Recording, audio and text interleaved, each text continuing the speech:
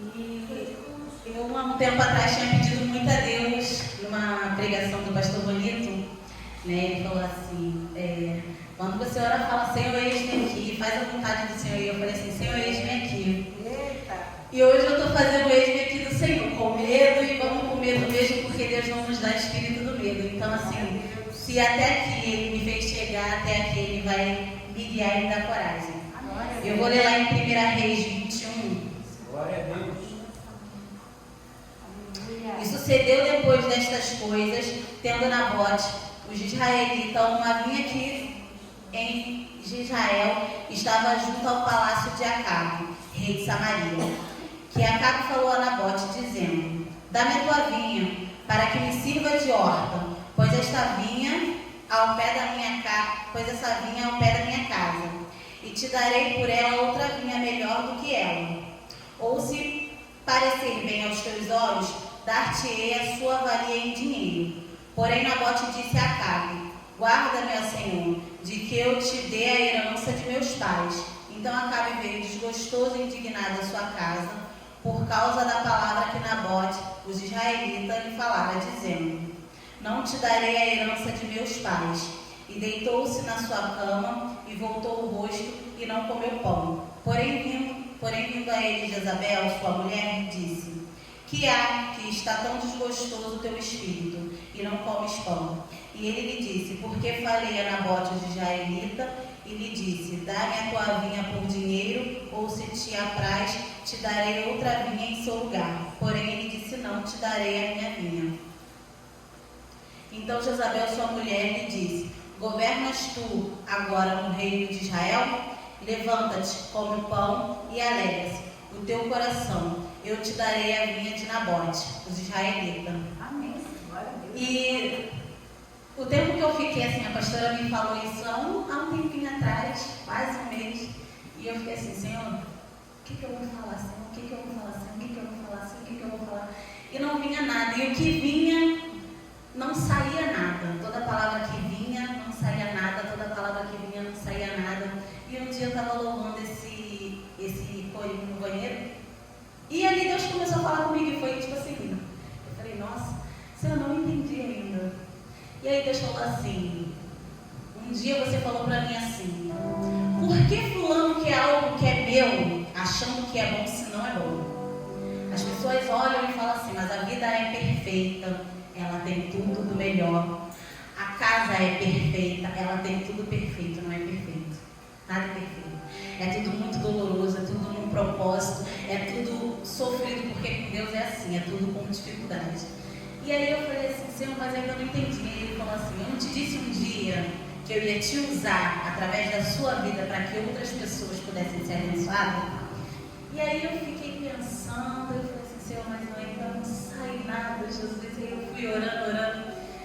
Hoje, por incrível que pareça, de todos esses dias que eu fui orando, hoje, depois que eu orei, que eu senti mais calma, mais segurança, Deus falou assim: da mesma forma que Nabote perdeu a vida por não dar a vinha, as pessoas olham para você e acham que você está perdendo a sua por não dar a tua família. A minha família é um projeto do Senhor. Eu vivo um propósito que é dolorido, um propósito que é difícil, um propósito que muitos não viveriam no meu lugar. Mas é a minha herança, é a minha vinha, é o querer de Deus para a minha vida. Então eu fiquei pensando, se Nabote morreu por negar a vinha dele, que era a herança de seus pais, Satanás, você pode levar a minha vida, você pode levar a casa, você pode levar o carro, você pode levar o que eu tenho. A minha família você não toca, na minha família você não encosta, na minha família não, porque é projeto do Senhor. E aí eu fiquei pensando e falei assim, Senhor, como é que pode alguém querer algo que é do outro, sem saber qual é o processo, sem saber o que o outro passou, sem saber o porquê, sem saber qual é a dificuldade, sem saber se é bom? E aí hoje a pastora falou assim, às vezes a gente olha para o gramado do vizinho, vê que é verde e acha perfeito, mas o verde para você não é verde para ele. Ele ainda está no gramado marrom, você enxerga verde, mas ele ainda está no gramado marrom. Ele ainda está passando por um processo que só ele, Deus, sabe. E aí eu fiquei pensando, eu falei assim, gente, mas existem pessoas assim. Existem pessoas no nosso meio que olharia para você, te daria muito para ter o que você tem. É pouco, mas queria aquele pouco.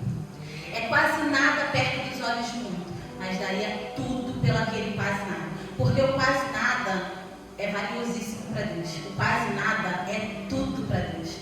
E aí eu fiquei olhando, pensando, eu me tranquei no meu quarto hoje e eu fiquei lembrando e vendo, né? Eu falei assim, Senhor, eu tenho tanto medo de falar, eu tenho tanto medo de fazer certas coisas que o Senhor manda, eu tenho tanto medo de chegar e firmar um e falar assim, hoje eu vou fazer isso aqui porque Deus mandou. E eu fiquei lembrando na hora que eu estava lendo. Nabote não teve medo, né, de dizer, não te dou a minha vinha, é minha, é a herança de meus pais. E aí eu fiquei assim, e aí eu falei assim, nossa, é engraçado porque a gente acha que a gente não tem essa capacidade. E aí Deus falou assim pra mim. Um dia uma pessoa disse assim pra mim, porque sempre vai existir pessoas que vai querer abortar os nossos sonhos e abortar os nossos desejos e abortar as promessas, porque quando é promessa é difícil, é dolorido. Quando é promessa do Senhor, vem numa dificuldade surreal, mas é muito gostoso, porque a vitória é certa. E aí eu fiquei pensando, eu falei assim, aquela pessoa uma vez falou assim pra mim, larga esse homem. Larga esse homem, você é muito bonita, você é muito nova, você tem uma vida inteira pela frente. Pra que passar por tudo isso?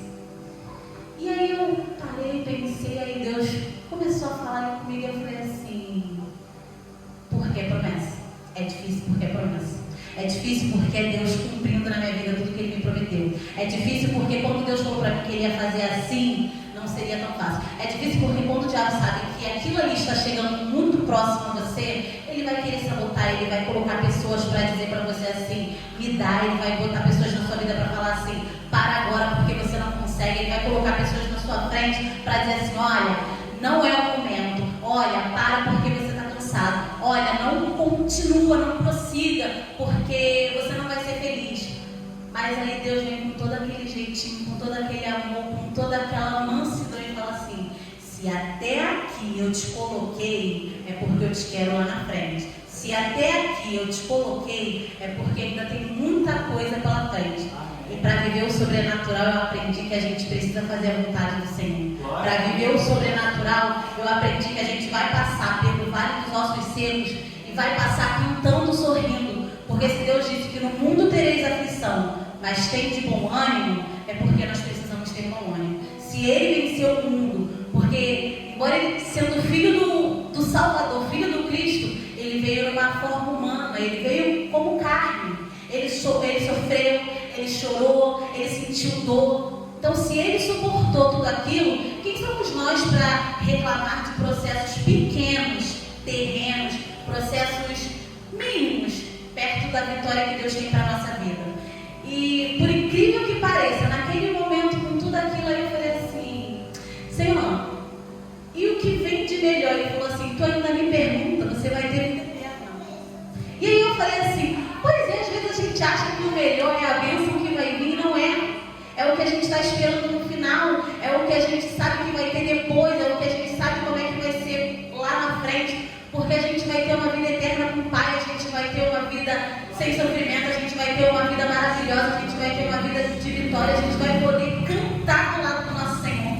E isso tudo é muito maravilhoso. Aí eu fiquei assim, eu falei, nossa, é verdade, né? Então assim, negar muita coisa que o inimigo quer da gente é difícil. Conseguir resistir ao diabo para que ele fuja da gente é muito difícil. Mas aí a gente lembra que a gente tem um Pai todo amoroso, todo poderoso, que cuida, que guarda, que zela, que coloca cada detalhe no lugar, que faz com que você diga não quando você precisa dizer não, que diz para você no momento certo quando você precisa dizer assim, ei Reacabe, a minha vida eu não te dou, ei Reacabe, a minha família eu não te dou. E assim a gente consegue vencer as adversidades, assim a gente consegue vencer aquilo que o inimigo quer de pior para a nossa vida.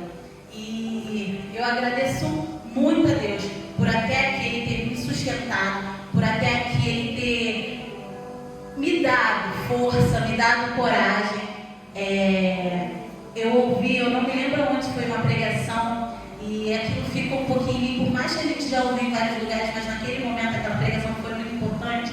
Seja forte e corajoso, não temas e não desanime. E eu pensei, quando eu saí de casa hoje, eu vou ser forte, eu vou ser corajosa. Eu não vou temer e nem vou desanimar. Eu estou nervosa, eu fiquei um pouquinho com medo. Eu tenho líderes espirituais que, graças a Deus, me fez estar aqui leve, porque eu estou leve, graças a meu pastor, a minha pastora. E eu só tenho a agradecer à família VIP, porque se hoje eu estou fazendo o eis-me aqui do Senhor, é porque até aqui Ele tem me sustentado.